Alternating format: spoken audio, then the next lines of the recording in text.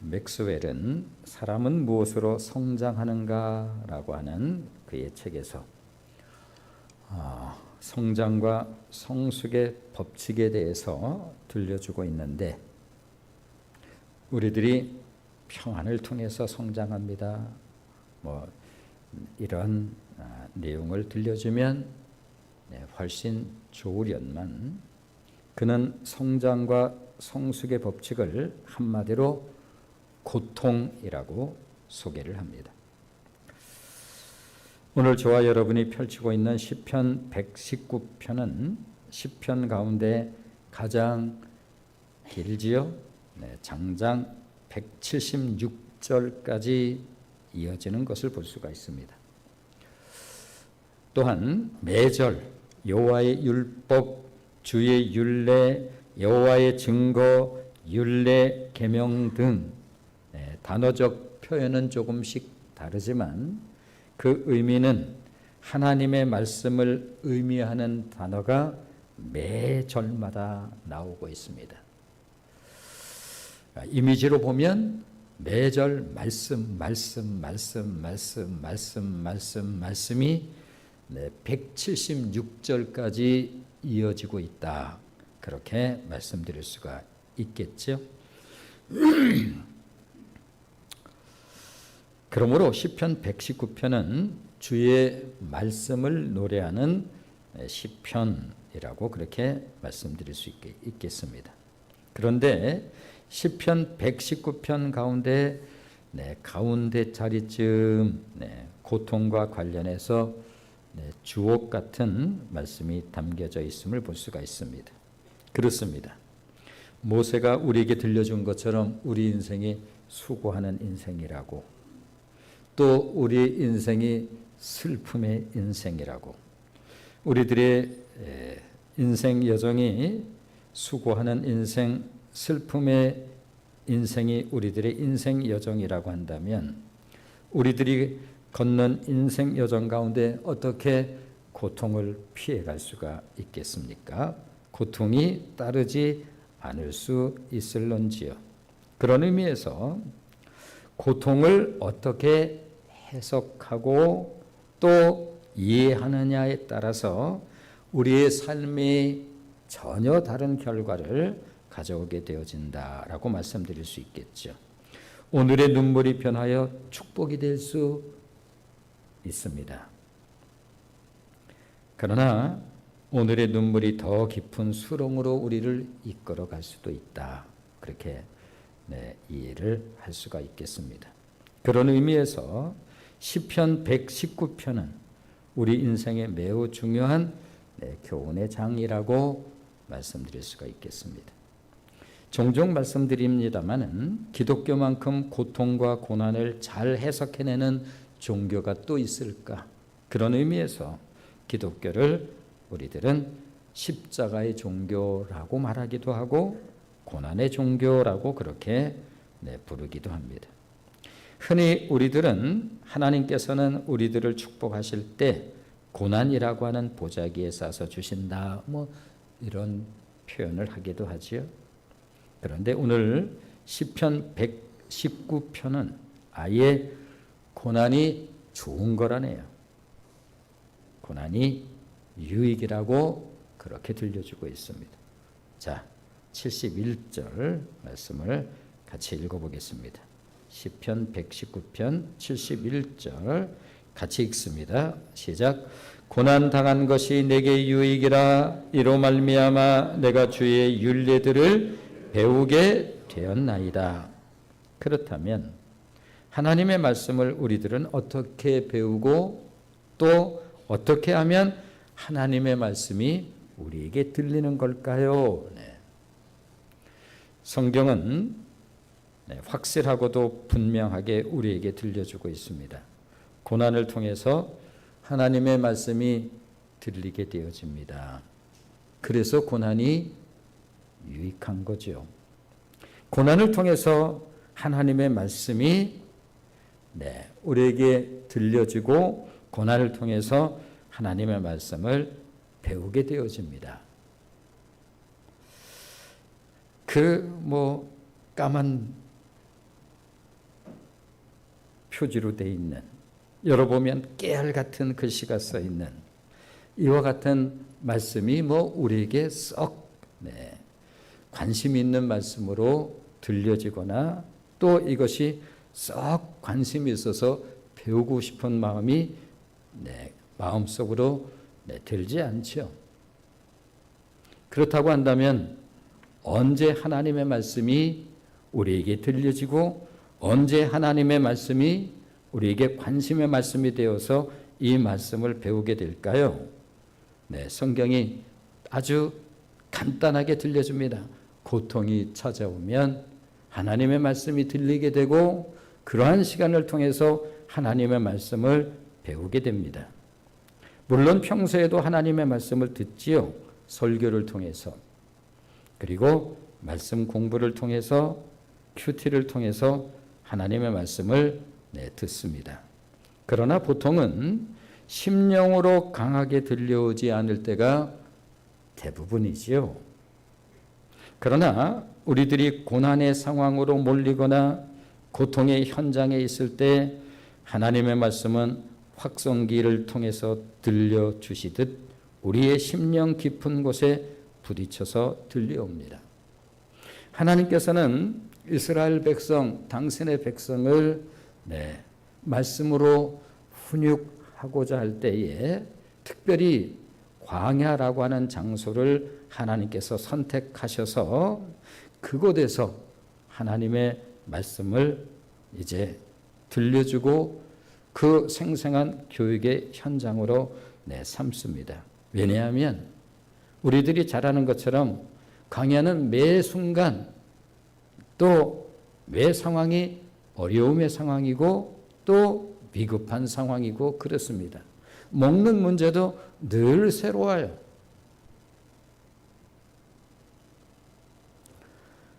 무엇인가 우리 베풀어주는 그러한 은혜가 없으면 먹을 수가 없지요. 매 상황이 죽음과 가까이 있고 부딪혀 있는 그러한 상황입니다. 하나님께서 당신의 백성을 그곳으로 인도해 놓으시고 그곳에서 하나님께서 당신의 백성을 이제 말씀으로 양육을 하십니다. 이런 이유로 고통에는 뜻이 있다는 말처럼 고통에는 하나님이 우리에게 주시고자 하는 교훈이 들어 있음을 우리가 이제 알 수가 있습니다. 그러기에 내 삶의 고난이 찾아올 때에 그저 고난이 빨리 지나갔으면, 고통이 빨리 끝났으면 우리 모두의 마음이 다 그렇죠. 그러므로 고난이 우리에게 찾아왔을 때 고난이 빨리 지나가고 빨리 끝났으면 하는 마음이야 100번 이해가 가지만, 그러나 고통의 시간, 그 고통 안에 들어있는 하나님의 교훈을 제대로 배우지 못하고 그 시간을 보내버리고 만다라고 하는 것은 너무나 안타까운 일이죠. 말씀드린 것처럼 고통에는 하나님이 뜻이 있다고 하는데 성경 말씀은 우리에게 이렇게 들려주고 있는데 고난이 우리에게 유익이라고, 고난이 우리에게 그 어려움이 무슨 유익일까? 그 시간을 통해서만 하나님의 말씀이 들려오고 그 시간을 통해서만 하나님의 율례 말씀을 배울 수 있기 때문에 그렇습니다.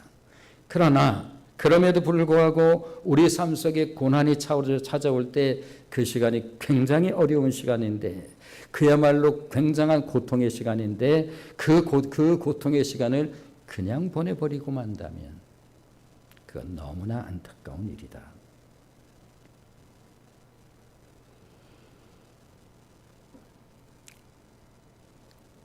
언젠가도 말씀드린 것처럼 고난의 시간, 그저 고난과 고통에 아파하면서 원망과 불평에 빠져 있다고 한다면 그것은 고통의 아픔만큼이나 귀한 시간과 기회를 낭비하는 것이기 때문에 그렇습니다.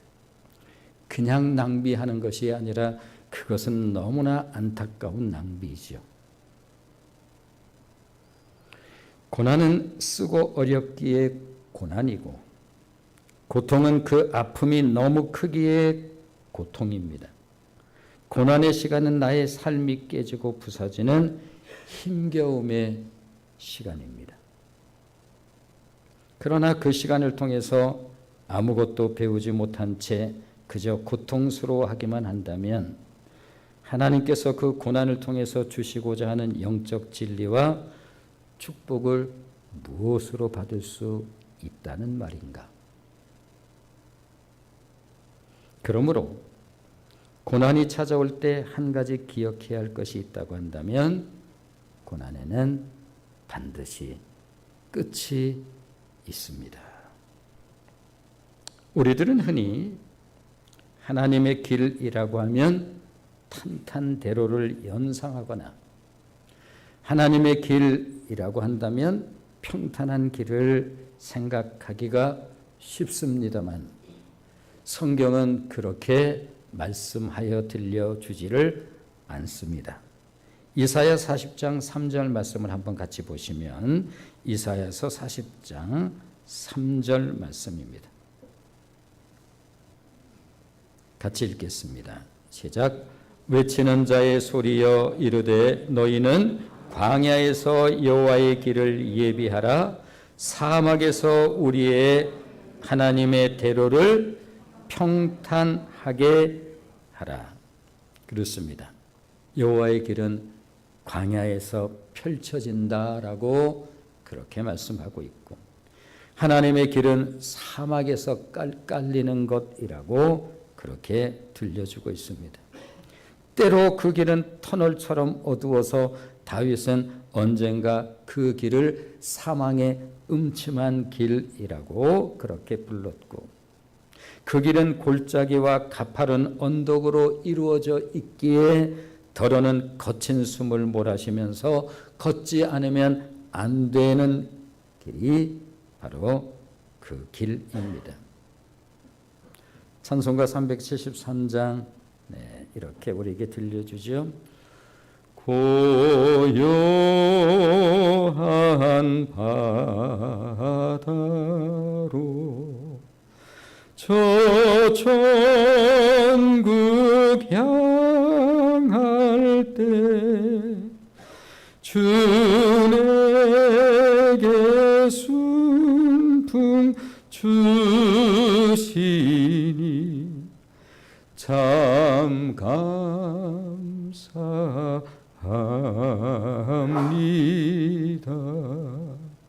그 다음 절에 큰 물결 일어나 나 쉬지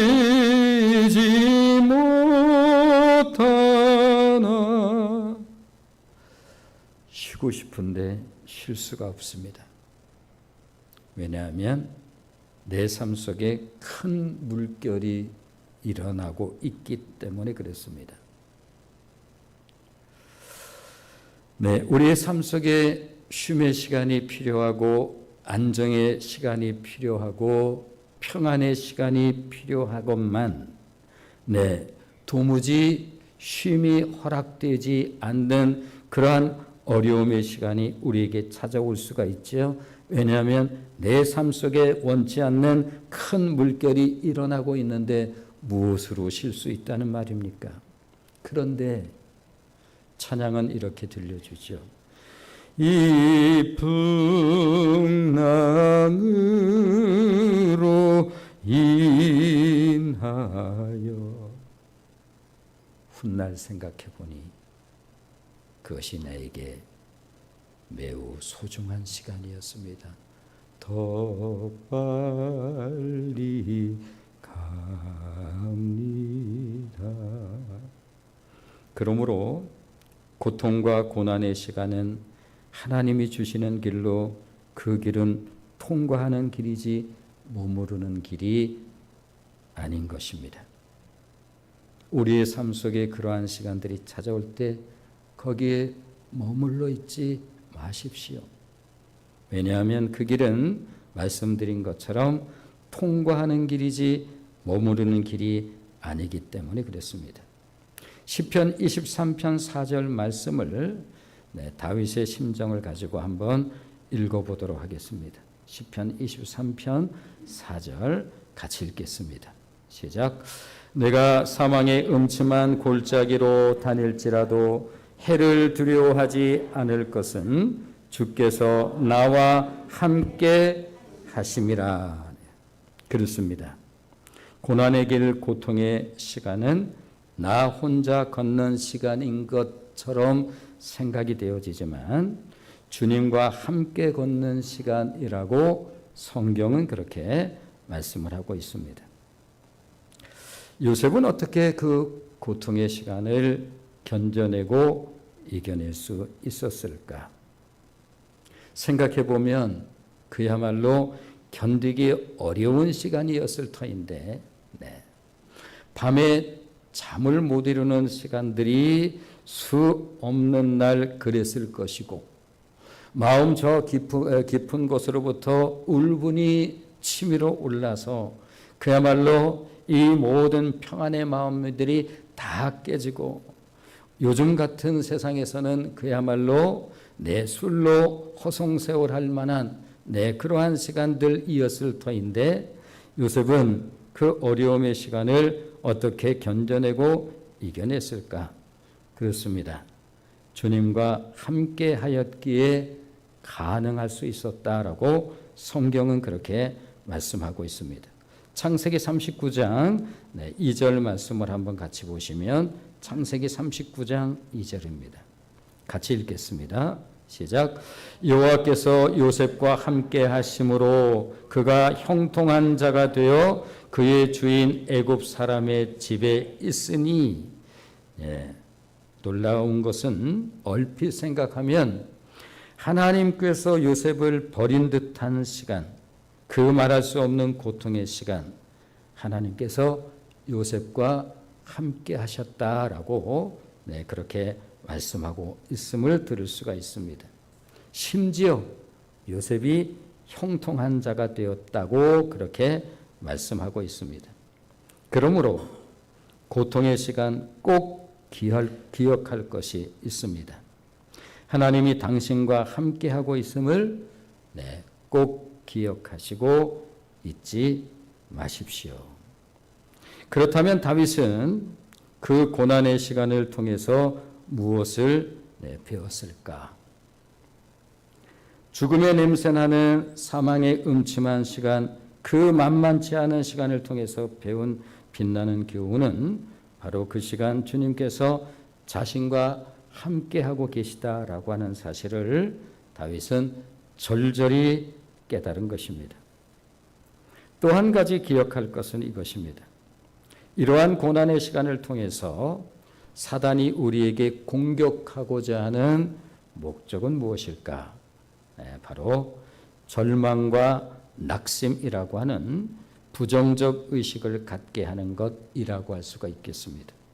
절망과 낙심과 분노와 같은 부정의식은 우리로 하여금 어둠에 갇혀버리게 하는 동굴의식이라고 할 수가 있겠죠. 점점 동굴은 들어가면 들어갈수록 우리로 하여금 어둠 속에 갇히게 하지만, 그러나 하나님께서 우리에게 주시는 의식은 터널 의식으로, 지금은 칠흑처럼 어둡다 할지라도 반드시 통과할 뿐만 아니라 터널을 통과한 세상은 그 이전과는 다른 시각, 다른 시야, 다른 가치로 보이는 성숙과 깨달음의 시간이라고 할 수가 있겠습니다. 우리나라에 이렇게 다니다 보면 터널이 정말 많죠. 아마 여러분도 그런 생각이 들 때가 많이 있을 것입니다. 정말 도로가 잘 닦여진 나라가 우리나라인데 산이 굉장히 많은 나라입니다. 아마 터널이 없었더라고 한다면 굉장히 먼 길을 돌아서 가야 되는 그러한 상황인데, 지금은 그야말로 터널을 얼마나 잘 뚫어놨는지 모든 길들이 참 어렵지 않게 우리가 지나가는 그런 그 길 잘 닦여진 나라 속에서 살아갑니다. 그런데 터널 비전이라고 하는 것이 있습니다. 터널은 이렇게 멀리서 매우 반원의 저쪽 편이 아주 작은 모양으로 보이죠. 그러나 터널을 지나고 나면 전혀 다른 세상이 우리에게 펼쳐져 있는 것을 보게 되어집니다. 터널의 시간, 그 칠흑같이 어두운 고통의 시간들을 보낸다라고 하는 것은 매우 어려운 일이지만, 그러나 터널은 반드시 끝이 있어서 그 터널을 통과하게 되어지면 그 전에 보였던 그러한 그 세상의 모습이지만 전혀 다른 느낌으로 그 세상이 우리에게 다가오고 보여지는 것을 느낄 수가 있습니다. 전혀 다른 시각으로, 다른 시야로, 다른 가치로 보이는 성숙과 깨달음의 시간을 보내고 그러한 어려움의 시간을 통해서 깨닫게 된 유익의 시간이죠. 그러므로 고통 속에서도 절대 포기하지 말아야 할 이유가 있는데, 우리들은 연약한 존재들이기에 고통이 길어지면 낙심과 절망에 떨어지기도 하고 의심이 일어나기도 합니다. 한마디로 고통에 약한 존재들이지요.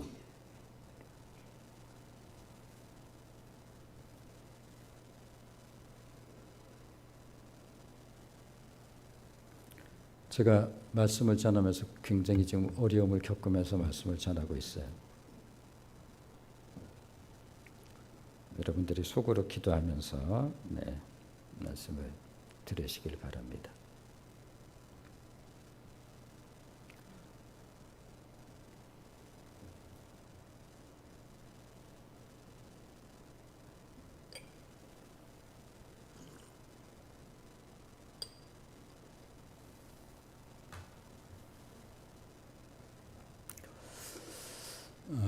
꼭 필요한 말씀이기도 아마 할지 모르겠어요. 일부 때 경험하지 못한 어려움을 제가 이 시간에 지금 계속 경험하면서 속으로 땀을 흘리면서 지금 말씀을 전하고 있습니다.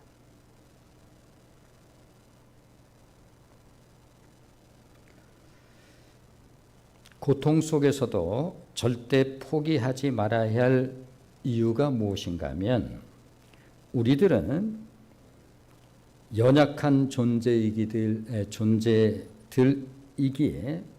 고통이 길어지면 낙심과 절망에 떨어지기도 하고 우리 마음속에서 슬금슬금 의심이 일어나기도 하죠. 한마디로 우리들은 고통에 연약한 자들입니다. 우리들이 흔히 긴 병에 효자 없다 이런 말을 하기도 합니다만, 이 긴 병에 효자 없다는 말에는 두 가지 의미가 들어있다라고 말씀드릴 수가 있겠습니다. 하나는 질병을 앓고 있는 사람도 환자를 돌보는 사람도 모두 탈진하는 어려움을 겪기 때문에 그렇죠. 경제적인 어려움도 우리를 쉽게 낙심하게 하고 절망하게 하기는 마찬가지라고 할 수가 있겠습니다. 사람과의 관계에서 오는 고통 역시 우리를 좌절하게 합니다. 오늘 시편 기자 역시 이런 고통에 시달리다가 지쳤습니다. 시편 119편 82절 말씀을 보시면 시편 119편 82절 말씀을 같이 읽겠습니다. 시작. 나의 말이 주께서 언제나 나를 안위하실까 하면서 내 눈이 주의 말씀을 바라기에 피곤하니이다. 주님을 의지하면서 나름 간절히 아뢰며 기도하면서 소망을 가져보기도 했습니다만 여전히 어려운 가운데 있는 자신을 보면서 낙심하고 탈진하고 말았습니다. 자, 그러면서 시편 기자가 하나님께 넋두리처럼 이렇게 말을 하지요. 주께서 언제나 나를 안위하실까? 내 눈이 주의 말씀을 바라기에 지쳤습니다. 한마디로 모든 것을 그냥 놔버리고 싶은, 그러한 마음이 든 것입니다. 뭐 별 수 있겠어? 지금까지도 그런 걸. 그러나 시편 기자가 말하고 싶은 것은 그럼에도 불구하고 포기해서는 안 된다라고 우리에게 그렇게 들려주고 있습니다. 포기하고 싶고 다 놓고 싶은 상황에서도 시편 기자는 포기하지 아니하고 일어서는 것을 볼 수가 있죠. 자, 시편 119편 81절, 87절 말씀을 읽어보겠습니다. 81절 같이 읽습니다. 시작. 나의 영혼이 주의 구원을 사모하기에 피곤하오나 나는 주의 말씀을 바라나이다. 87절 있습니다. 시작. 그들이 나를 세상에서 거의 멸하였으나 나는 주의 법도들을 버리지 아니하였사오니. 그는 다시 일어나고 있습니다. 하나님께서 그를 붙들고 계시기 때문이지요. 힘들지 않아서가 아닙니다. 어느 땐 죽을 만큼 힘든 것도 사실입니다. 이게 끝인가 하는 생각이 들기도 했습니다. 가끔 이제 그런 말씀을 드릴 때가 있죠.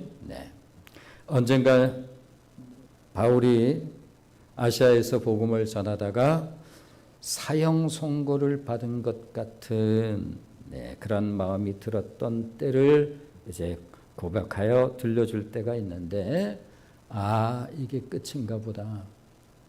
저도 사역을 하면서 언젠가 그런 생각이 들 때가 있었습니다.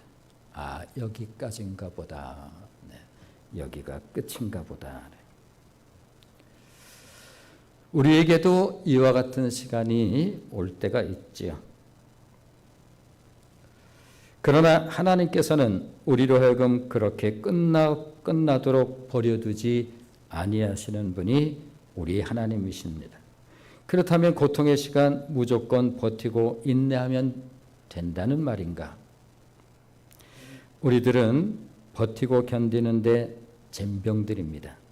우리는 타고나기를 인내하지를 못하고, 우리는 타고나기를 견디는데 영 아닌, 이것이 우리의 성정이고 우리들의 기질이죠. 그렇습니다. 우리들이 고통을 견딜 수 있는 힘은 바로 기도라고 말씀드릴 수가 있지요. 왜냐하면 기도란 우리들의 시선을 고통으로부터 하나님에게로 옮겨주기 때문에 그렇습니다. 성경을 보면 기도의 영웅들을 볼 수가 있고 기도의 사람들을 볼 수가 있는데, 그들은 어떻게 그런 기도의 사람들이 되었을까? 그렇습니다. 모든 기도의 사람들은 하나같이 고난과 고통의 용광로가 빚어낸 작품들이라고 할 수가 있습니다. 시편은 기도의 용사로서의 다윗을 우리에게 보여주고 있지요. 그리고 그가 어떤 상황 속에서 기도했는지를 알 수가 있습니다. 그는 불같은 고통 속에서 기도를 했습니다.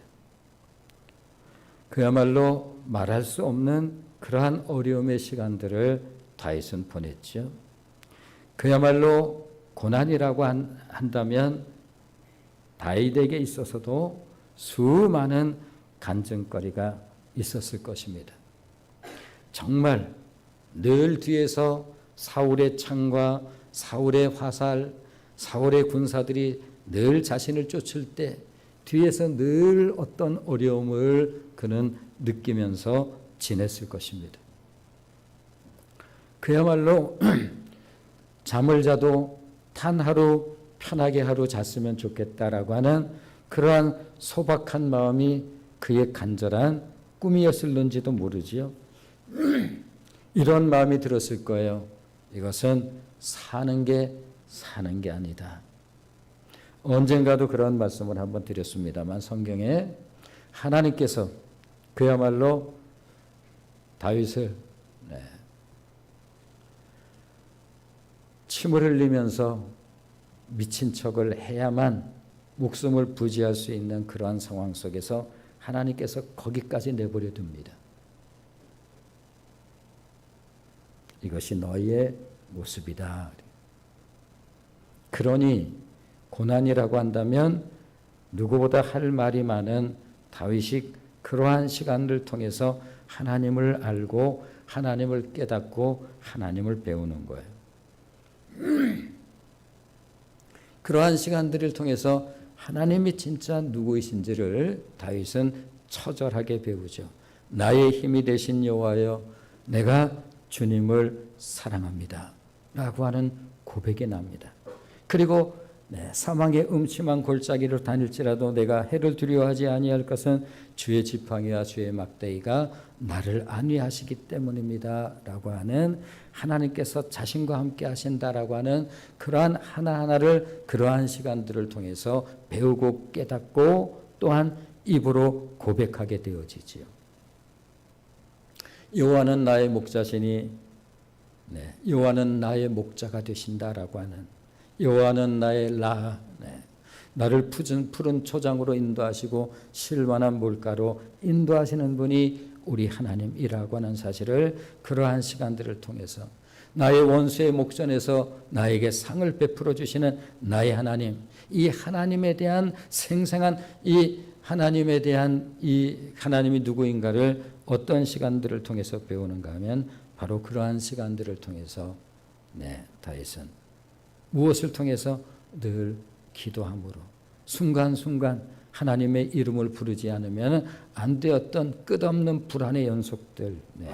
여호와는 나의 반석이시요 나의 요새시요 나의 피할 바위시요 나의 방패 나의 산성이 되신다라고 하는 이와 같은 고백들은 바로 불같은 고통 속에서 그가 기도하면서 배웠던 생생한 하나님은 나의 누구인가에 관한 깊은 깨달음이었습니다.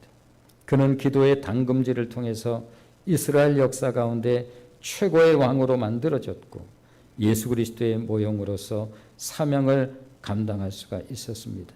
마태는 그의 복음서를 쓰면서 다윗이 구속사의 어떠한 위치에 있는지에 대해서 밝히면서 마태복음이 시작이 되어집니다.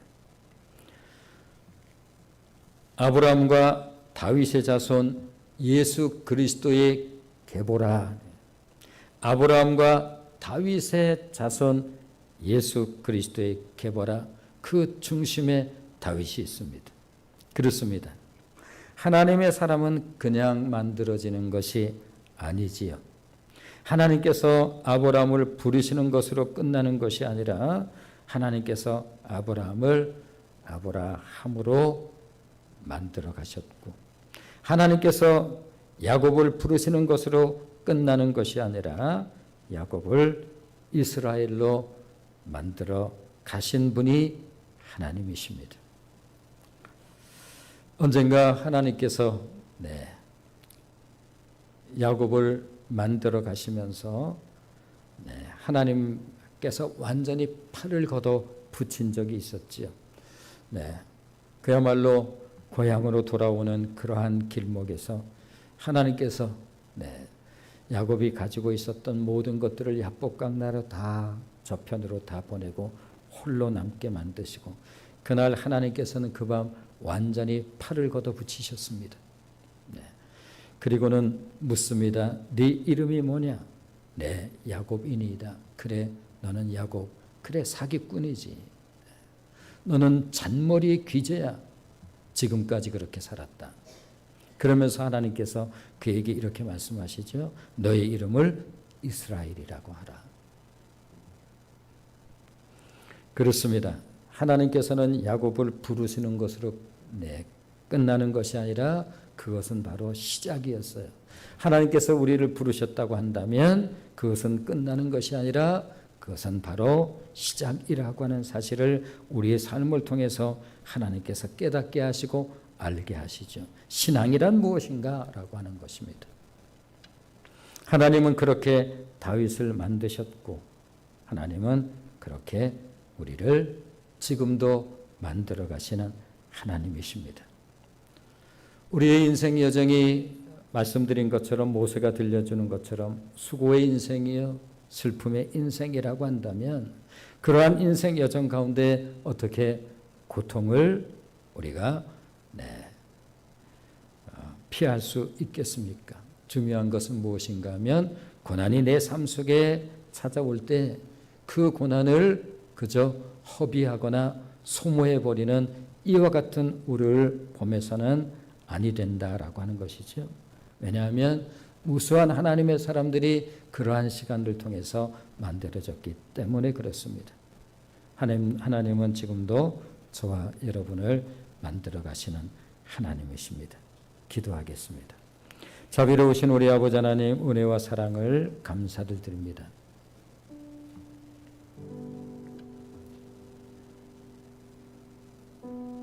우리를 여기까지 인도하신 분도 하나님이시고 우리를 만들어 가시는 분도 하나님이십니다. 우리 삶 속에 원치 않는 고난이 찾아올 때 성경은 우리에게 고난이 유익이라고 들려주고 있습니다. 고난을 통해서 비로소 하나님의 율례를 배우게 되고 하나님의 말씀을 알게 되며 하나님을 알게 되어지기 때문에 그렇습니다. 자비로우신 우리 아버지 하나님, 당신의 사랑하는 종들을 기억하시고 하나님의 손길이 지금도 이어지고 있음을 기억하사 하나님에 의해서 만들어지는 아름다운 당신의 종들을 더욱더 아름답게 빚으시고 선하게 인도하여 주실 것을 믿사오며 예수님의 이름으로 감사하고 기도드립니다.